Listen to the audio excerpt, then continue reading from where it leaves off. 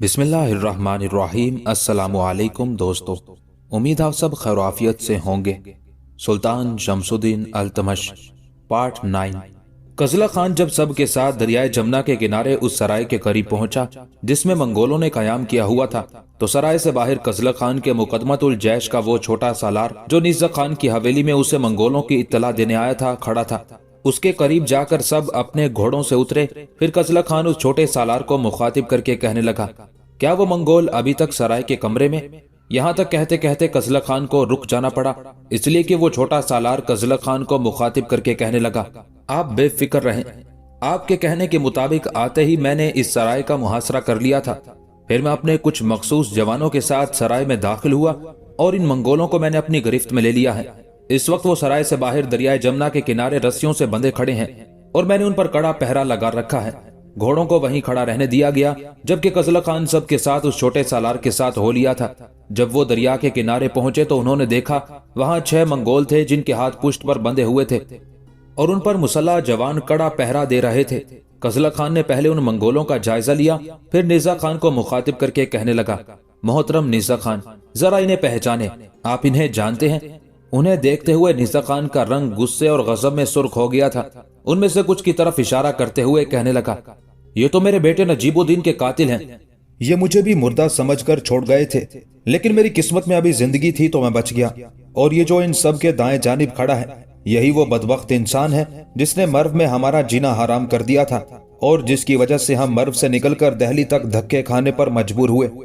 उस मंगोल की तरफ देखते हुए गुस्से में कजला खान उसकी तरफ बढ़ा, उसके सामने जाकर खड़ा हुआ, फिर उसे मुखातिब करके कहने लगा, ऐ बदबख्त इंसान, तेरा नाम क्या है? उस मंगोल ने खा जाने वाले अंदाज में कजला खान की तरफ देखा, फिर कजला खान को मुखातिब करके कहने लगा, जिस अंदाज में तू मुझसे मुखातिब हो रहा है, लगता है तुझे अपनी जिंदगी अजीज नहीं है। याद रखना, मंगोल मरता मर जाएगा, पर जिससे दुश्मनी होती है उससे इंतकाम लेना नहीं भूलता। अगर मैं गलती पर नहीं और जो कुछ मुझे बताया गया है तो उसके मुताबिक तेरा नाम कजला खान है। तू ही वो बुरा शख्स है जो इस निज़्ज़ा खान की बेटी, इसकी बीवी और इसके बेटे को मर्व शहर के नवाही कस्बे पंजदा से निकाल कर लाया था। अगर ऐसा है तो फिर तू अपने दिल के किरतास पर लिख रखना, एक ना एक रोज तू हमारे हाथों कत्ल होकर रहेगा। अगर मैं तेरा खात्मा ना कर सका तो मेरा कोई अजीज व अकारिब, मेरा कोई साथी तेरा काम जरूर तमाम कर देगा। तू सुन कजला खान। यहाँ तक कहते कहते उस मंगोल को रुक जाना पड़ा जिसका नाम कोशक खान था, इसलिए कि कजला खान ने उल्टे हाथ का एक ऐसा जोरदार तमाचा उसके मुंह पर मारा कि कोशक खान चकराता हुआ जमीन पर गिर गया था। उसके हाथ चूंकि पुष्ट पर बंधे हुए थे, लिहाजा उठने में वो दिक्कत महसूस कर रहा था। कजला खान आगे बढ़ा, उसे उसके बालों से पकड़कर एक झटके के साथ ऊपर उठाया, फिर कहने लगा, इस वक्त जबकि तू हमारे पास एक असीर और कैदी की हैसियत से है, इस वक्त भी तू अपने घमंड, अपने तकब्बुर और अपनी बुराई को भूला नहीं है। कोशक खान खड़ा हुआ, उसका चेहरा गुस्से में सुर्ख हो चुका था। फिर कजला खान की तरफ देखते हुए कहने लगा, किसी के हाथ पुष्ट की तरफ बांधकर यूं उस पर हाथ उठाना बड़ा आसान है और ये काम तुम जैसे लोग ही कर सकते हैं। कोशक खान के उन अल्फाज पर हल्का सा तबस्सुम कजला खान के चेहरे पर नमूदार हुआ। फिर वहां खड़े एक मुसल्ला जवान को मुखातिब करके कहने लगा, जरा इसके पुष्ट पर बंधे हुए हाथ तो खोलो, मैं देखूं ये क्या तूफान खड़ा करता है। इस पर वो जवान आगे बढ़ा और कोशक खान के पुष्ट पर बंधे हाथ खोलने लगा था। उस मौके पर एतमर, बारबद और करातीस तीनों कुछ फिक्रमंद और परेशान से दिखाई दे रहे थे। जो ही कोशक खान के हाथ खुले, एक बार उसने अपने बाजू को मसला, फिर एक जोरदार मुक्का उसने कजला खान की गर्दन पर दे मारा था। कजला खान गिरते गिरते बचा था। फिर कोशक खान ने एक कहका लगाया, कहने लगा, कैसा रहा मेरा यह हथौड़ा नुमा मुक्का? इस पर कजला खान भी हरकत में आया और उसी के अंदाज में उसने एक जोरदार मुक्का कोशक खान की गर्दन पर मारा तो कोशक खान एक बार फिर बल खाता हुआ जमीन पर गिरा था। इस पर कजला खान ने उसे मुखातिब करके होलनाक अंदाज में कहना शुरू किया, कोशक खान, ज्यादा घमंड और तकब्बुर में ना पड़। तूने जब मुझे घोंसा मारा तो मैं तेरे मुक्के की उस जरब सख्ती को खड़ा होकर बर्दाश्त कर गया। जरा अपनी हालत देख, ना तू मेरे तमाचे के जोर को रोक सका, ना घोंसे की जरब तू बर्दाश्त कर सका। दोनों बार जमीन पर गिर गया। फिर भी तू कहता है कि मुझ जैसे शख्स के लिए तुझ जैसे बंदे पर हाथ उठाना आसान है। कोशक खान, तुम्हारा जुर्म ऐसा है जिसे माफ नहीं किया जा सकता। उठ ताकि तुझे तेरे अंजाम तक पहुंचाया जाए। साथ ही कजलक खान ने एक झटके के साथ अपनी बरछा नुमा चौड़े फल की तलवार बेनयाम कर दी थी। ये सूरत हाल देखते हुए कोशक खान का रंग पीला पड़ गया था। जो ही वो उठा, कजलक खान की तलवार चमकती हुई बुलंद होकर गिरी और कोशक खान को मौत की गहराइयों में उतारती चली गई थी। उसके बाद कजलक खान ने मखसूस इशारा किया, जिस पर उसका छोटा सालार चंद लश्करियों के साथ हरकत में आया और जो दूसरे मंगोल थे उनका काम भी तमाम कर दिया गया था और उनकी लाशों को दरिया के किनारे की रेत में दबा दिया गया था। इस काम से फारिग होने के बाद कजलक खान निर्जा खान के करीब आया और बड़ी हमदर्दी और अपनायत में उसे मुखातिब करके कहने लगा, आप अपने अहले खाना को लेकर घर जाएं और बिल्कुल बेफिक्र हो जाएं। आपके बेटे नजीबुद्दीन के जो कातिल थे वो अपने अंजाम को पहुंच चुके हैं। वो बदबख्त मंगोल जो एतमर के पीछे पड़ा हुआ था और जिससे आप और एतमर दोनों खतरा महसूस करते थे, उसका भी काम तमाम हो चुका है। अब आपके लिए किसी खतरे और खदशे की कोई बात नहीं। घर जाकर आराम करें। कबल इसके कि कजलक खान के उन अल्फाज का जवाब निर्जा खान देता, हसीन और खूबसूरत एतमर बोल उठी और कजलक खान को मुखातिब करके किसी कदर परेशानी और फिक्रमंदी में कहने लगी, आपने कोशक खान के अल्फाज सुने थे। उसने कहा था कि अगर वो मारा भी गया तो उसका कोई अजीजो अकारिब या उसका कोई साथी आपसे इंतकाम लेगा। अगर ऐसा हुआ तो फिर? इस पर हल्का सा तबस्सुम कजलक खान के चेहरे पर नमूदार हुआ। कहने लगा, एतमर, जब कोई देखता है कि उसकी मौत उसके सामने अपने पर फैलाने लगी है तो अपना भरम रखने के लिए या अपनी जान बचाने के लिए अक्सर और बेशतर ऐसे ही अल्फाज इस्तेमाल किए जाते हैं। पहले ये सोचो कि ये कोशक खान तुम्हारा क्या बिगाड़ सका। जबकि ये खुद कुछ नहीं कर सका तो इसका कोई साथी, इसका कोई अजीजो अकारिब क्या बिगाड़ेगा। और फिर सब मंगोल यहाँ खत्म कर दिए गए हैं। किसी को पता तक नहीं चलेगा कि कोशक खान अपने साथियों के साथ कैसे, कहां, किस तरह मारा गया। लिहाजा तुम बेफिक्र रहो। मेरे ख्याल में आने वाले दौर में किसी भी मंगोल की तरफ से तुम लोगों के लिए कोई खतरा नहीं है। इस पर एतमर फिर फिक्रमंदी में कजलक खान की तरफ देखते हुए कहने लगी, हमारे लिए ना सही, लेकिन वो आपको भी तो धमकी दे चुका है। यहाँ तक कहने के बाद एतमर रुकी, फिर तनबीह करने के अंदाज में कजलक खान को मुखातिब करके कहने लगी, इस मौके पर यह ना कहिएगा कि आपको कोई परवाह नहीं, इसलिए कि आपका कोई आगा पीछा अजीजो अकारिब नहीं है। आप हमारे मोहसिन हैं, आप हमारे मुरब्बी हैं और हम सब आपसे मुतालिक फिक्रमंद रहने वाले हैं। जवाब में कजलक खान मुस्कुराया और कहने लगा, एतमर, जिन ख्यालात का तुमने इजहार किया है उसके लिए मैं तुम्हारा शुक्रगुजार हूँ। तुम बिल्कुल बेफिक्र रहो। ऐसे भगोड़े मंगोलों से कजलक खान को कोई खतरा नहीं है। कजलक खान अब अकेला नहीं है, वो सुल्तान शमसुद्दीन अल्तमश के मुकदमतुल जैश का सालार है। और याद रखना एतमर, जिसने भी कजलक खान की तरफ देखने की जुर्रत की जिंदा नहीं रहेगा। लिहाजा मैं तुमसे कहता हूँ कि जहाँ तुम अपने अहले खाना की सलामती से मुतालिक बिल्कुल मुतमईन हो जाओ, वहाँ मेरी सलामती से मुतालिक भी किसी परेशानी और फिक्रमंदी का इजहार करने की जरूरत नहीं है। अब बेफिक्र हो जाएं, जाकर आराम करें। एतमर ने फिर कजलक खान की तरफ देखा, कहने लगी, और आप कहाँ जाएंगे? मैं भी घर जाकर आराम करूंगा। एतमर कुछ कहने लगी थी कि इस बार निर्जा खान बोल उठा, बेटे, क्या ऐसा मुमकिन नहीं कि आज तुम हमारे यहाँ शब बसरी करो? बेटे, ये जो मंगोलों का दरियाए जमुना के किनारे खात्मा किया गया है, मेरे ख्याल में इससे एतमर और बारबत दोनों बहन भाई किसी कदर खौफजदा हैं। मेरे ख्याल में जब तुम हमारे यहाँ रहोगे तो ये एक तरह की तकवीयत और हौसला महसूस करेंगे। निर्जा खान जब खामोश हुआ तब मुस्कुराते हुए एतमर ने कजलक खान की तरफ देखा, फिर अपनी तरन्नुम खेज आवाज में कहने लगी, बाबा ठीक कहते हैं, मेरी आपसे इल्तमास है कि आप इनकार न कीजिएगा। इस पर कजलक खान कहने लगा, अच्छा चले आए, चलते हैं, आपकी हवेली में चलकर फैसला करते हैं। इस पर सब जमुना के किनारे से हटे, अपने घोड़ों पर बैठे और शहर की तरफ हो लिए थे। निर्जा खान की हवेली के पास आकर कजलक खान ने अपने घोड़े की बागें खींचते हुए उसे रोक दिया। फिर वो अपने घोड़े को निर्जा खान के करीब ले गया और इस कदर आजिजी में उसे मुखातिब किया कि एतमर और बारबत ना सुने और निर्जा खान को मुखातिब करके कहने लगा, आप अपने अहले खाना को लेकर हवेली में जाएं। मैं आपसे वादा करता हूं कि किसी और मौके पर शब बसरी का वादा पूरा कर दूंगा। अब आप मुझे जाने की इजाजत दे। निर्जा खान जवाब में कुछ कहना ही चाहता था कि इस दौरान एतमर और बारबत दोनों बहन भाई अपने घोड़ों को करीब ले आए। फिर अपने बाप की तरफ जुस्तजू भरे अंदाज में देखते हुए बारबत बोल उठा, बाबा, भाई बड़ी राजदारी में आपसे गुफ्तगू कर रहे थे, क्या कह रहे हैं? इस पर निर्जा खान ने कजलक खान की तरफ देखा और कहने लगा, बेटे, तुम जो कुछ कहना चाहते हो बराह रास्त इन दोनों बहन भाई से कहो, जो ये फैसला करेंगे मुझे कोई एतराज नहीं होगा। इस पर कजलक खान के बोलने से पहले ही एतमर बोल उठी, कहने लगी, बाबा, अगर ये हमारे यहाँ शब बसरी के मामले को टालना चाहते हैं तो वो हम दोनों बहन भाई को कबूल नहीं। अगर कोई और बात है तो फिर कहें। एतमर के अलावा बारबत भी चूंकि कजलक खान पर शब बसरी के लिए जोर देने लगा था, لہٰذا قزلہ خان مان گیا۔ چنانچہ سب حویلی میں داخل ہوئے۔ وہ شب قزلہ خان نے نثار خان کی حویلی میں گزاری اور اگلے روز وہ وہاں سے نکل کر روزمرہ کے تربیت کے کاموں میں حصہ لینے کے لیے مستقر کی طرف چلا گیا تھا۔ جالور کے راجہ اڑیسہ کو بدترین شکست دینے اور اسے اپنا متی اور باج گزار بنانے کے بعد سلطان شمس الدین التمش کو تاج الدین یلدوز سے ٹکرانا پڑ گیا، اور یہ مہم بڑی کڑی اور سخت تھی۔ اس کی تفصیل کچھ اس طرح ہے کہ قطب الدین ایبک کی طرح تاج الدین یلدوز بھی سلطان شہاب الدین غوری کے غلاموں میں شمار کیا جاتا تھا۔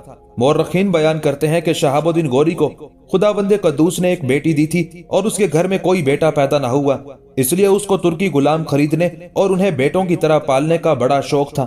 ایک روز کا واقعہ ہے کہ سلطان شہاب الدین کے ایک منہ چڑھے امیر نے، جو کسی حد تک سلطان کی خدمت میں حاضر رہتا تھا، سلطان سے کہا کہ کیا ہی اچھا ہوتا خداوند تعالی سلطان کو کوئی بیٹا بھی عطا کرتا تاکہ کسی ناگزیر واقعے کے پیش آنے کے بعد اس کو تخت سلطنت کا وارث بنایا جاتا۔ مورخین لکھتے ہیں کہ یہ بات سن کر سلطان نے اپنے اس امیر کو مخاطب کر کے کہا، عام طور پر بادشاہوں کے چند بیٹے ہوتے ہیں جو اپنے باپ کی وفات کے بعد حکومت کے وارث قرار پاتے ہیں، لیکن میرے کئی ہزار ایسے سعادت مند بیٹے ہیں جو میرے بعد انان حکومت اپنے ہاتھ میں لے کر ایک مدت تک میرا نام زندہ رکھیں گے۔ سلطان شہاب الدین غوری کا یہ اشارہ اپنے غلاموں کی طرف تھا، اور اب وقت کی نگاہ نے دیکھا اور سب نے جانا، در حقیقت وہی کچھ ہوا جو اس نیک دل بادشاہ شہاب الدین غوری کی زبان سے نکلا۔ تاریخ اس امر کی شاہد ہے کہ شہاب الدین غوری کے پالے ہوئے غلاموں نے جس رعب اور دبدبے کے ساتھ ہندوستان پر حکومت کی، اس کی وجہ سے نہ صرف ان فرما رواؤں کا بلکہ آقا شہاب الدین غوری کا نام بھی حیات دوام حاصل کرتا چلا گیا۔ جہاں تک تاج الدین یلدوز کا تعلق ہے، جس سے اب سلطان شمس الدین التمش کو پالا پڑ رہا تھا، تو سلطان شہاب الدین کے مذکورہ غلاموں میں ایک تاج الدین یلدوز بھی تھا۔ مورخین لکھتے ہیں کہ تاج الدین یلدوز جب بچہ تھا تو اسے شہاب الدین نے ایک سوداگر سے خریدا تھا۔ تاج الدین یلدوز کی سیرت اور صورت کی پاکیزگی اور حسن نے شہاب الدین کو اس کا دلدادہ بنا دیا۔ اس کے بہت سے لے پالکوں میں تاج الدین کو ایک امتیازی مقام حاصل تھا۔ جب تاج الدین جوان ہوا تو سلطان نے اس کے چہرے پر برتری اور حوصلہ مندی کے آثار نمایاں دیکھ کر اسے اپنے گرامی قدر امیروں میں داخل کر دیا، اور شیوران اور کرمان کے علاقے جاگیر کے طور پر تاج الدین یلدوز کو عنایت کیے۔ مورخین مزید لکھتے ہیں کہ تاج الدین یلدوز کا قیام اپنی جاگیر ہی میں رہتا تھا۔ جب کبھی سلطان شہاب الدین ہندوستان پر حملہ کرنے کے لیے شیوران اور کرمان کے راستے سے گزرتا تو تاج الدین یلدوز ہمیشہ شاہی لشکر کی خاطر و مدارات اور تواضع کی خدمات ادا کرتا۔ وہ ایسے موقع پر ہمیشہ لشکر کے امیروں کو بھی انعام و اکرام سے نوازتا تھا۔ تاج الدین یلدوز کی 2 بیٹیاں تھیں، اور شہاب الدین غوری کے حکم پر اس نے ایک بیٹی کی شادی تو قطب الدین ایبک سے کر دی تھی، جبکہ دوسری بیٹی کی شادی اس نے ناصر الدین قباچہ سے کی تھی۔ ان بیٹیوں کے علاوہ خداوند نے اسے 2 بیٹے بھی عطا کیے تھے۔ ان بیٹوں میں سے ایک نے بچپن ہی میں وفات پالی تھی۔ اس کی وفات کا قصہ عجیب و غریب ہے، اور اس کو بیان کرنے سے خود تاج الدین یلدوز کی سیرت کی خوبی بھی نمایاں ہوتی ہے۔ مورخین لکھتے ہیں کہ تاج الدین نے اپنے اس عزیز جان بیٹے کو تعلیم کے لیے ایک استاد اور اتالیق کے سپرد کیا تھا۔ ایک روز یہ استاد اپنے شاگرد سے ناراض ہوا اور غصے میں کوڑا اٹھا کر جب اس کے سر پر مارا تو کوڑا ایسا سخت لگا کہ تاج الدین یلدوز کے اس بیٹے کی روح قفس عنصری سے پرواز کر گئی۔ چنانچہ جب تاج الدین یلدوز کو اپنے بیٹے کے اس طرح مرنے کی اطلاع ملی تو وہ فوراً مکتب کی طرف گیا۔ اس نے دیکھا کہ مکتب میں اس کے بیٹے کا استاد بڑی بری حالت میں تھا، پریشان اور فکر مند تھا، اور ساتھ ہی اپنی حرکت پر سخت نادم بھی تھا۔ مورخین مزید لکھتے ہیں کہ یہ عالم دیکھ کر تاج الدین یلدوز نے اپنے بیٹے کے استاد کو مخاطب کر کے کہا، اس سے پہلے کہ میرے بیٹے کی موت کی خبر اس کی ماں تک پہنچے، تم اس شہر سے فوراً نکل جاؤ اور کسی دوسرے مقام پر بود و باش اختیار کر لو، ورنہ تمہیں بھی اس جرم کی پاداش میں جان سے ہاتھ دھونا پڑیں گے۔ چنانچہ استاد نے یلدوز کی اس رحم دلی پر اس کا شکریہ ادا کیا اور اس کی ہدایت پر عمل کر کے کسی گمنام گوشے میں جا کر اپنی جان بچائی۔ شمس الدین التمش سے ٹکرانے والے اسی تاج الدین یلدوز سے متعلق مورخین مزید لکھتے ہیں کہ اپنے آخری زمانے میں شہاب الدین غوری جب کرمان آیا تو اس نے تاج الدین یلدوز کو ملبوس شاہی سے سرفراز کیا اور لشکر کا علم بھی دیا۔ شہاب الدین کی خواہش تھی کہ اس کے بعد تاج الدین یلدوز ہی اس کا جانشین ہو۔ اس نے اتفاق سے وہی کچھ ہوا جو اس نیک دل فرما روا کے دل میں تھا۔ جب شہاب الدین کا انتقال ہوا تو ترکی اور غزنوی امراء نے چاہا کہ سلطان شہاب الدین غوری کے بعد اس کے بھائی سلطان غیاث الدین کے بیٹے یعنی شہاب الدین کے بھتیجے سلطان محمود کو بلا کر بادشاہ بنا دیا جائے، جو اس وقت فیروز کو کے مقام پر قیام کیے ہوئے تھا۔ چنانچہ ان امراء نے ایک خط سلطان شہاب الدین کے بھتیجے محمود کی خدمت میں روانہ کیا۔ اس خط کے جواب میں محمود نے کہلا بھیجا، مجھے اپنا آبائی وطن فیروز کو ساری دنیا سے پیارا ہے اور میرے لیے اس سے بہتر کوئی اور جگہ نہیں، میں اس کو چھوڑ کر غزنی آنا پسند نہیں کرتا۔ ان امراء کو ان کے خط کا جواب دینے کے بعد محمود نے تاج الدین یلدوز کے نام خط آزادی اور حکومت غزنوی کا فرمان بھی روانہ کیا اور اس طرح اپنے مرحوم چچا شہاب الدین کی خواہش کو پورا کیا۔ چنانچہ محمود کا فرمان پاتے ہی یلدوز نے غزنی کی حکومت اور باغ دوڑ اپنے ہاتھ میں لے لی اور غزنی کے آس پاس کے باقی شہروں پر قبضہ کر کے سلطنت کے کاموں میں مشغول ہو گیا۔ سلطان شہاب الدین کے فوت ہونے اور غزنی کا حکمران بننے کے بعد تاج الدین یلدوز ہندوستان پر قبضہ کرنے کے خواب دیکھنے لگا، جبکہ ہندوستان کا حکمران اس وقت سلطان شہاب الدین کا دوسرا غلام قطب الدین ایبک تسلیم کیا جا چکا تھا۔ سلطان شہاب الدین کی موت کے بعد جب قطب الدین ایبک مغرب سے سفر کرتا ہوا لاہور پہنچا تو لاہور میں چند روز قیام کرنے کے بعد جب وہ لاہور سے رخصت ہوا تو تاج الدین یلدوز نے سمجھا کہ قطب الدین ایبک لاہور سے نکل کر دہلی کی طرف چلا گیا ہے، لہٰذا اگر وہ اپنے لشکر کے ساتھ حرکت میں آئے تو وہ لاہور پر حملہ آور ہو کر وہاں قابض ہو سکتا ہے اور اس سے بہتر اسے یہاں پر قبضہ کرنے کا موقع نہ مل سکے گا۔ چنانچہ یہ سوچتے ہوئے اسی تاج الدین یلدوز نے ایک بہت بڑے لشکر کے ساتھ غزنی سے روانہ ہو کر لاہور کا رخ کیا۔ لاہور پر وہ حملہ آور ہوا اور وہاں کے حاکم کو شہر سے نکال کر خود لاہور پر قابض ہو گیا۔ قطب الدین کو جب یہ کیفیت معلوم ہوئی تو فوراً اپنے لشکر کے ساتھ حرکت میں آیا اور لاہور کا رخ کیا۔ اس موقع پر شہاب الدین غوری کے پروردہ اور پرداختہ بڑے بڑے سالار اس کے ساتھ تھے۔ چنانچہ لاہور کے نواح میں قطب الدین ایبک اور تاج الدین یلدوز کے درمیان خوفناک مارکہ آرائی ہوئی۔ دونوں طرف کے لشکر جم کر لڑے۔ تاج الدین یلدوز نے بری طرح شکست کھائی اور قطب الدین ایبک ایک فاتح کی حیثیت سے سامنے آیا۔ تاج الدین یلدوز میدان جنگ سے فرار ہو کر توران اور کرمان کے راستے پہاڑی علاقے میں جا چھپا۔ اس فتح کے بعد قطب الدین یلغار کرتا ہوا غزنی جا پہنچا اور وہاں کی حکومت کو اپنے ہاتھ میں لے لیا۔ یہ تاج الدین یلدوز کی بڑی غلطی تھی، اسے غزنی پر حکومت کرنے کا موقع ملا تھا، چنانچہ اگر وہیں بیٹھ کر وہ حکومت کرتا رہتا تو بڑا کامیاب حکمران رہتا، لیکن لالچ اور لوبھ میں پڑ گیا، چنانچہ غزنی کی حکومت سے بھی محروم ہو کر اسے کرمان کی طرف جانا پڑا۔ غزنی پر قبضہ کرنے کے بعد قطب الدین ایبک سے بھی غلطی ہوئی اور وہ غفلت میں پڑ گیا، ارد گرد اس نے کوئی دھیان نہ دیا، چنانچہ اس کی اسی غفلت سے تاج الدین نے فائدہ اٹھایا۔ غزنی میں قطب الدین ایبک کے ارد گرد ایسے لوگ بھی تھے جو تاج الدین کے وفادار تھے، چنانچہ موقع مناسب جان کر تاج الدین کے ان عزیزوں اور طرفداروں نے تاج الدین کو مناسب وقت پر غزنی پر حملہ آور ہونے کی دعوت دی۔ تاج الدین یلدوز تو پہلے ہی سے یہ تہیہ کیے بیٹھا تھا اور موقع کا منتظر تھا کہ کب اسے حملہ آور ہونے کا موقع ملے اور کب وہ غزنی پر چڑھ دوڑے، پھر غزنی فتح کر لے، پہلے کی طرح وہاں کا حکمران بن بیٹھے۔ چنانچہ اپنے عزیز و اقارب اور طرفداروں کا پیغام پاتے ہی اس نے ایک زبردست لشکر تیار کر کے غزنی پر حملہ کر دیا۔ قطب الدین اس وقت غفلت کی حالت میں تھا، جب اس نے دشمن کو اپنے سر پر دیکھا تب آنکھیں کھلی، لیکن اب اتنا وقت نہ تھا کہ وہ اپنے زبردست دشمن سے جنگ کرنے کی تیاری کرتا۔ اس بدحواسی اور پریشانی کی حالت میں وہ غزنی سے نکل کر لاہور کی طرف چلا گیا۔ ایک بار پھر اس تاج الدین یلدوز کو غزنی اور ارد گرد کے علاقوں کا حکمران بننے کا موقع مل گیا۔ سلطان قطب الدین ایبک جب تک زندہ رہا تاج الدین کی طرف سے وہ اپنے لیے برابر خطرہ محسوس کرتا رہا کہ وہ کہیں لاہور پر حملہ نہ کر دے، لہٰذا تاج الدین کو اس کے ارادوں سے باز رکھنے کے لیے چند سال تک قطب الدین ایبک نے لاہور ہی میں قیام کیا۔ اس دوران وہ اہل لاہور سے بڑی مہربانی کا برتاؤ کرتا رہا، انہیں اپنے جود و سخاوت سے مالا مال کرتا رہا، پر قطب الدین ایبک کی زندگی کے دن ختم ہو چکے تھے۔ ایک روز قطب الدین ایبک چوگان کھیل رہا تھا کہ اتفاقاً گھوڑے سے گر پڑا۔ گھوڑے کی زین کا پویا گھوڑے کی پیٹھ سے پھسل کر قطب الدین ایبک کے سینے پر آن گرا۔ اس سے سخت چوٹ آئی اور اسی چوٹ کی تاب نہ لا کر اس نے دائی اجل کو لبیک کہا۔ مورخین لکھتے ہیں کہ دہلی کی فتح کے وقت سے لے کر اپنی وفات تک قطب الدین نے ہندوستان پر 20 سال اور کچھ مہینوں تک حکومت کی۔ حکمرانی کی اس مدت میں اس کا 4 سالہ خود مختاری اور بادشاہی کا دور بھی شامل ہے۔ قطب الدین کا نام بہادری، مردانگی، بخشش و سخاوت کی وجہ سے ہندوستان کے اندر ضرب المثل کی حیثیت رکھتا ہے۔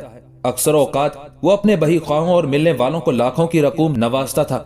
قطب الدین کی سخاوت اور کرم گستری کی وجہ سے آج بھی اس کا نام لکھ بخش حاکم کے لقب سے تسلیم کیا جاتا ہے۔ قطب الدین ایبک کے زمانے میں جو لوگ بڑے سخی ہوتے تھے انہیں عام طور پر قطب الدین لکھ بخش کہا جاتا تھا۔ قطب الدین کے بعد اور پھر اس کے بیٹے کے تاج و تخت سے محروم ہونے کے بعد شمس الدین التمش تخت نشین ہوا تو ایک بار پھر حالات نے پلٹا کھایا۔ ہوا یوں کہ تاج الدین یلدوز کے ہمسائے میں مسلمانوں کی خوارزم شاہی سلطنت نے بڑی طاقت و قوت پکڑ لی، چنانچہ خوارزمیوں نے حملہ آور ہو کر غزنی پر قبضہ کر لیا، جس کی وجہ سے تاج الدین یلدوز غزنی سے نکل کر شیوران اور کرمان میں جا کر پناہ گزین ہوا۔ کچھ عرصہ تو وہ اپنی اس قدیمی جاگیر پر قناعت کرتا رہا، لیکن ہندوستان کی شاداب و زرخیز زمین نے اسے زیادہ عرصے تک اس جاگیر پر قانے نہ رہنے دیا۔ چنانچہ تاج الدین یلدوز کے ہندوستان پر حملہ آور ہونے کی پہلی وجہ تو یہی تھی کہ اس کی نگاہوں میں ہندوستان کی شاداب اور زرخیز زمین خب گئی تھی اور وہاں وہ التمش کی بجائے خود حکمرانی کرنا چاہتا تھا۔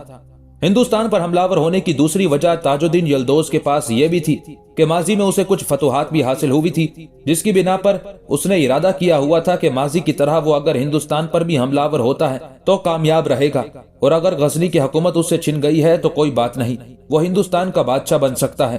ماضی میں جو فتوحات اسے حاصل ہوئی وہ پہلے تو ہرات شہر کی تھی۔ ان دنوں ہرات شہر کا حاکم خرمیل تھا، جو کسی دور میں سلطان شہاب الدین کے بہترین سالاروں میں شامل ہوتا تھا، لیکن سلطان شہاب الدین کے آخری دور میں یہ خرمیل شہاب الدین سے علیحدہ ہو گیا تھا اور کسی نہ کسی طرح جدوجہد کرتے ہوئے ہرات کا حاکم بن گیا تھا۔ چنانچہ تاجدین یلدوز اپنی طاقت و قوت آزمانے کے لیے پہلے خرمیل ہی کی طرف بڑھا۔ ہرات کے نواح میں خوفناک جنگ ہوئی اور اس میں تاجدین یلدوز نے خرمیل کو بدترین شکست دی۔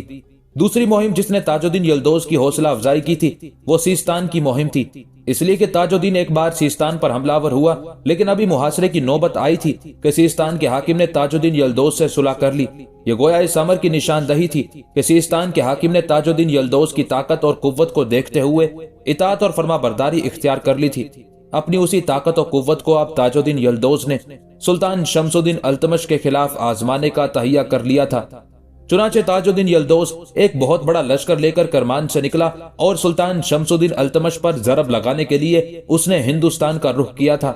قزلہ خان نے ایک روز اپنے مکان میں اپنے گھوڑے کو اچھی طرح خریرہ کیا، پھر مکان کے اندر گیا، اپنا جنگی لباس اس نے پہنا، کچھ فالتو کپڑے خرجین میں رکھے، دوسرا سامان بھی خرجین کے اندر ڈالا، پھر استبل میں آیا، گھوڑے پر زین ڈالی، اس کا تن کسا، پھر دہانا چڑھایا، خوراک سے بھرا ہوا توبرا زین سے باندھا، پانی کا مشکیزہ بھی لیا۔ اس کے بعد اس نے گھوڑے کی باگ پکڑی اور جب وہ اپنے مکان کے بیرونی دروازے کی طرف بڑھا تب مکان کے دروازے پر دستک ہوئی تھی۔ اس پر قزلہ خان چونکا، گھوڑے کو صحن ہی میں چھوڑ کر صدر دروازے کی طرف بڑھا۔ جب اس نے دروازہ کھولا تو دیکھا دروازے پر ایتمر اور ریان دونوں کھڑی تھی۔ ان دونوں کو اس طرح اپنے مکان کے دروازے پر کھڑا دیکھ کر لمحہ بھر کے لیے قزلہ خان نے حیرت کا اظہار کیا۔ اس موقع پر ایتمر نے اسے مخاطب کیا اور کہنے لگا، لگتا ہے آپ ہماری آمد پر کچھ حیران اور پریشان ہو رہے ہیں، یا یہ کہ ہمارا آنا آپ کو ناگوار گزرا ہے؟ اس پر قزلہ خان نے اپنے سر کو جھٹکا، پھر کہنے لگا، نہیں ایتمر، ایسی کوئی بات نہیں ہے، تم دونوں اندر آؤ، یوں باہر کھڑے ہونا اچھا نہیں ہے۔ اس پر ایتمر اور ریان دونوں مکان میں داخل ہوئی۔ دونوں نے جب قزلہ خان کے گھوڑے کو صحن میں بالکل تیار کھڑے دیکھا تب ایتمر اور ریان دونوں نے سوالیہ سے انداز میں ایک دوسرے کی طرف دیکھا۔ پھر اس بار ریان نے قزلہ خان کو مخاطب کیا، لگتا ہے آپ کہیں جا رہے ہیں، اس لیے کہ صحن میں آپ کا گھوڑا بالکل تیار کھڑا ہے۔ میرے خیال میں آپ گھر سے نکلنے لگے تھے کہ ہم نے دستک دے دی۔ قزلہ خان مسکراتے ہوئے کہنے لگا، تم دونوں کا اندازہ درست ہے، اگر تم دونوں تھوڑی دیر تک نہ آتی تو میں مکان سے نکل گیا ہوتا۔ پہلے یہ بتاؤ کہ تم دونوں کے ساتھ کون ہے؟ اس بار ایتمر جرأت مندی کا اظہار کرتے ہوئے کہنے لگی، ہمارے ساتھ کس نے آنا ہے؟ میں اور ریان ہی آئی ہیں۔ ریان کو آپ کے خلاف سخت گلہ اور شکوہ ہے، اس کا کہنا ہے کہ آپ کئی روز سے ان کے ہاں گئے ہی نہیں۔ قزلہ خان غور سے ایتمر کی طرف دیکھتے ہوئے کہنے لگا، ریان کو میرے نہ آنے پر گلہ اور شکوہ اس وقت ہوتا کہ ایتمر میں تمہارے ہاں گیا ہوتا۔ کیا میں تمہارے ہاں ان دنوں گیا ہوں؟ دکھ بھرے انداز میں ایتمر نے پہلے نفی میں گردن ہلائی، پھر کہنے لگی، ریان کی طرح مجھے بھی آپ کے خلاف شکوہ اور شکایت ہے کہ آپ ہمارے ہاں آئے ہی نہیں۔ ریان پھر بولی اور کہنے لگی، لگتا ہے آپ کو دونوں گھروں سے کوئی شکوہ اور شکایت ہے کہ آپ نے دونوں جگہ آنا جانا ہی بند کر دیا ہے۔ آج تو میں تہیہ کر کے آئی تھی کہ میں ضرور آپ سے ملوں گی، اس بنا پر میں پہلے ایتمر کے پاس گئی اور پھر دونوں نکل کر آپ کے پاس آئیں۔ پہلے آپ یہ بتائیں کہ آپ اس وقت کہاں جا رہے ہیں؟ اس لیے کہ آپ کا گھوڑا تیار کھڑا ہے اور اس وقت میرے خیال میں آپ ہمیں بیٹھنے کے لیے بھی نہیں کہیں گے۔ اس موقع پر ہلکا سا تبسم قزلہ خان کے چہرے پر نمودار ہوا، پھر کہنے لگا، شاید تم دونوں کو علم نہیں ہوگا کہ آنے والی صبح کو ایک لشکر یہاں سے کوچ کرے گا، لشکر کے ساتھ سلطان شمس الدین التمش خود ہوں گے۔ قزلہ خان یہیں تک کہنے پایا تھا کہ ایتمر نے فکر مندی کا اظہار کرتے ہوئے پوچھ لیا، کیا کوئی مہم درپیش ہے؟ قزلہ خان نے پہلے اسبات میں گردن ہلائی، پھر کہنے لگا، کرمان کا حکمران تاجدین یلدوز لالچ اور لوبھ میں پڑ گیا ہے، اس نے ایک بہت بڑا لشکر تیار کیا ہے اور ہندوستان پر حملہ آور ہونے کے لیے پیش قدمی کر رہا ہے۔ سلطان کے مخبروں نے سلطان کو تاجدین یلدوز کی اس پیش قدمی کی اطلاع کر دی ہے، لہٰذا لشکر کل یہاں سے کوچ کرے گا۔ سلطان شمس الدین نہیں چاہتا کہ تاجدین یلدوز دہلی کے قریب آئے، سلطان اسے دور ہی روکنا چاہتے ہیں۔ سلطان آنے والی شب کے پچھلے حصے میں اپنے لشکر کے ساتھ یہاں سے کوچ کرے گا، اس بنا پر میں بھی تیار ہو کر مستقر کی طرف جاؤں گا۔ قزلہ خان جب خاموش ہوا تب کچھ دیر تک ایتمر اور ریان سوچتی رہیں، پھر ایتمر غور سے قزلہ خان کی طرف دیکھتے ہوئے کہنے لگی، اگر اس موقع پر میں اور ریان دونوں نہ آتی تو کیا آپ ہم سب سے ملے بغیر ہی مستقر چلے جاتے اور پھر وہاں سے لشکر کے ساتھ کوچ کر جاتے؟ एतमर के उन अल्फाज पर कजला खान के चेहरे पर हल्का सा तबस्सुम नमूदार हुआ, फिर धीमे लहजे में कहने लगा, मैं तुम दोनों से झूठ नहीं कहूंगा और ना ही मुझे झूठ कहने की जरूरत है। बात यह है कि मैंने तहिया कर लिया था कि अपने घर से निकलकर एतमर सीधा तुम्हारे यहाँ जाऊंगा, तुम्हारे बाबा से मिलूंगा और उन पर अपनी रुखसती का इजहार करूंगा। साथ ही मेरा यह भी इरादा था कि उनसे ये कहता जाऊंगा कि मोहतरम जमालुद्दीन के यहाँ भी पैगाम भिजवा दीजिए कि मैं लश्कर के साथ आने वाली शब को कूच कर रहा हूँ, ताकि किसी को मेरे खिलाफ कोई गिला शिकवा ना रहे। यहाँ तक कहने के बाद लम्हा भर के लिए कजलक खान रुका, कुछ सोचा, फिर बड़ी संजीदगी में वो बारी बारी एतमर और रयान की तरफ देखते हुए कहने लगा, तुम दोनों को यूं तन्हा और अकेले मेरे पास नहीं आना चाहिए। अगर तुम मेरे पास आओ तो तुम दोनों के साथ या तो बारबत को होना चाहिए या कदर खान को, इसलिए कि कजलक खान अपनी बात मुकम्मल ना कर सका, इसलिए कि एतमर फौरन बोल उठी, आपको परेशान और फिक्रमंद होने की जरूरत नहीं है। जहां तक मेरा ताल्लुक है तो मेरे बाबा और मेरी माँ मुझे इजाजत दे चुके हैं कि मैं जब और जिस वक्त चाहूँ आपसे मिल सकती हूँ, इसलिए कि आप हमारे मोहसिन हैं। एतमर जब खामोश हुई तब एकदम रयान भी बोल पड़ी और कहने लगी, जहां तक मेरा ताल्लुक है तो मेरे माँ बाप भी मुझे इजाजत दे चुके हैं कि मैं जब और जिस वक्त चाहूँ आपसे मिल लूं, इसलिए कि आप मेरे भी मोहसिन हैं। अगर आप एतमर को मर्व के जहन्नम और दोजख से निकालकर बड़ी कामयाबी से दहली लाए थे तो मैं वो लड़की हूँ जिसे आपने मौत के मुंह से खींच कर निकाला था। अगर आप बर वक्त वहां पहुंचकर हाथी की सूंड में अपनी तलवार की नोक ना चुभोते तो हाथी तो मुझे दीवार पर पटक चुका होता और मैं इस जहान से हमेशा के लिए कूच कर चुकी होती। लिहाजा खुदावंदे कुद्दूस के बाद मुझे नई जिंदगी देने वाले आप ही हैं। इस बिना पर मुझे भी मेरे माँ बाप इजाजत दे चुके हैं कि मैं जब और जिस वक्त चाहूँ आपसे मिल सकती हूँ। अब बोले आप क्या कहते हैं। उस मौके पर खुशगवार से तासुरात कजला खान के चेहरे पर नमूदार हुए थे। कुछ देर खामोश रहकर सोचता रहा, फिर बारी बारी एतमर और रयान दोनों की तरफ देखते हुए कहने लगा, तुम्हारी सारी गुफ्तगू के जवाब में मुझे कुछ नहीं कहना। बहरहाल तुम्हारे इस तरह आने से मेरा एक काम जरूर आसान हो गया है। वो कैसे? गौर से कजला खान की तरफ देखते हुए एतमर ने पूछ लिया था। जवाब में अपने होठों पर जबान फेरते हुए कजला खान फिर बोल उठा, अगर थोड़ी देर तक तुम दोनों ना आती तो मैं निकल गया होता। एतमर, मैं तुम्हारे यहाँ जाता और वहां तुम लोगों से मिलकर मैं मुस्तकर की तरफ जा चुका होता, लेकिन अब मेरे लिए आसानी पैदा हो गई है। तुम दोनों आ गई हो, लिहाजा मैं मुस्तकर की तरफ जाता हूँ और तुम दोनों वापस घर जाओ और अपने अपने घर में लश्कर के साथ मेरे कूच की इतला कर देना। कजला खान के उन अल्फाज पर एतमर ने पहले नफी में गर्दन हिलाई, उसके बाद कहने लगी, कम अज कम मैं तो ऐसा नहीं करूंगी। उस मौके पर रयान ने मुस्कुराते हुए एतमर की तरफ देखा, फिर बोली, यानी कजला खान को मुखातिब करके बोल उठी, और मैं भी ऐसा करने वाली नहीं हूँ। रयान के खामोश होने पर एतमर ने गौर से और किसी कदर मुस्कुराते हुए कजला खान की तरफ देखा, फिर कहने लगी, ऐसा करते हैं, आप हम दोनों के साथ हमारे यहाँ चले, शाम का खाना हमारे यहाँ खाएंगे, शाम तक वहीं रहिएगा और इशा की नमाज के बाद आप बेशक मुस्तकर की तरफ चले जाइएगा, कोई आपको रोकेगा नहीं। एतमर के उन अल्फाज के जवाब में कजला खान ने इस बात में गर्दन हिलाई और कहने लगा, अगर ये बात है तो फिर तुम दोनों जाओ, मैं मकान को कुफल लगाकर तुम्हारे पीछे पीछे आता हूँ। एतमर ने फिर नफी में गर्दन हिलाई और कहने लगी, ऐसा नहीं होगा, घोड़े को निकाले, मकान को कुफल लगाए, हम दोनों आपके साथ जाएंगे, आप बेफिक्र रहें। रास्ते में कोई आपसे ये बाजपुर्स नहीं करेगा कि आप एतमर और रयान को अपने साथ क्यों ले जा रहे हैं। ना ही हम दोनों का कोई ऐसा अजीज और रिश्तेदार है जो इस पर एतराज करे कि एतमर और रयान दोनों यूं कजला खान के साथ क्यों और कहां जा रही हैं। एतमर के उन अल्फाज के जवाब में शायद कजला खान हार मान गया था। मुस्कुराते हुए कहने लगा, तुम दोनों बड़ी जबरदस्त लड़कियां हो, अपनी बात मनवा कर छोड़ती हो, चलो मैं तुम्हारे साथ चलता हूँ। उसके साथ ही कजला खान हरकत में आया। पहले उसने घोड़े को बाहर निकाला। एतमर और रयान दोनों घोड़े की बागें पकड़कर खड़ी हो गई थी। फिर कजला खान ने मकान को कुफल लगाया, घोड़े की बाग पकड़ी और चुपचाप एतमर और रयान के साथ हो लिया था। तीनों निज़्ज़ा खान की हवेली में दाखिल हुए। उस वक्त बारबद हवेली के सहन ही में था। कजला खान जब अपने घोड़े की बाग पकड़े पकड़े एतमर और रयान के साथ हवेली में दाखिल हुआ तो कजला खान की आमद पर खुशी का इजहार करते हुए शोर करने लगा था। इस पर निज़्ज़ा खान और करातीस दोनों मियाँ बीवी बाहर निकल आए थे।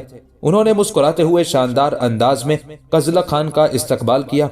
उस मौके पर एतमर अपने बाप निज़्ज़ा खान की तरफ देखते हुए कहने लगी, बाबा, मैं और रयान दोनों इनकी तरफ गई थी। अगर हम ना जाती तो अब तक मेरे ख्याल में ये हमसे मिले बगैर ही यहाँ से कूच कर चुके होते। यूं जाने मेरा और रयान का जाना अच्छा साबित हुआ कि हम इन्हें अपने साथ लेकर आए हैं। एतमर के उन अल्फाज के जवाब में निज़्ज़ा खान ने एक गहरी निगाह कजला खान पर डाली। फिर अपनी बेटी एतमर को मुखातिब करके कहने लगा, बेटी, तेरी आंखों में नाश्ती शरारत कह रही है कि तू दुरुस्त नहीं कह रही। मैंने तो ये सुना है कि लश्कर कहीं कूच करने वाला है और मेरा दिल ये भी कहता है कि कजला खान हमसे मिले बगैर ना जाता। نیزا خان کے ان الفاظ پر قزلہ خان بول اٹھا، آپ کا کہنا یقیناً درست ہے۔ یہ جس وقت میرے ہاں گئیں اس وقت میں مکان سے نکلنے کے لیے گھوڑے کو تیار کر چکا تھا۔ میرا ارادہ تھا کہ پہلے آپ کی طرف آؤں اور آپ لوگوں سے مل کر میں مستقر کی طرف جاؤں گا، اس لیے کہ آنے والی شب کو پچھلے پہر لشکر یہاں سے دریائے سرسوتی کی طرف کوچ کرے گا۔ قزلہ خان کے ان الفاظ کے جواب میں نیزا خان شفقت بھرے انداز میں کہنے لگا، بیٹے، لشکر نے اگر آنے والی شب کے پچھلے حصے میں کوچ کرنا ہے تو تمہیں مستقر میں جانے کی اتنی جلدی کیا ہے؟ بار بار تمہارے گھوڑے کو استبل میں باندھتا ہے، اس کے آگے چارہ ڈال دیتا ہے، دہانہ اتار دے گا، زین گھوڑے پر پڑی رہے گی تاکہ گھوڑے کو بھی احساس ہو کہ وہ کوچ کرنے والا ہے۔ بیٹے، شام کا کھانا ہمارے ساتھ کھاؤ اور عشاء کے بعد بھلے یہاں سے کوچ کر کے مستقر کی طرف چلے جانا۔ اپنے باپ نیزا خان کے الفاظ پر اعتبر نے خوشی کا اظہار کیا، کہنے لگی، بابا، جو کچھ آپ نے کہا ہے یہی میں نے بھی ان سے کہا تھا۔ میرے خیال میں اسی بنا پر یہ ہمارے ساتھ بھی آئے ہیں۔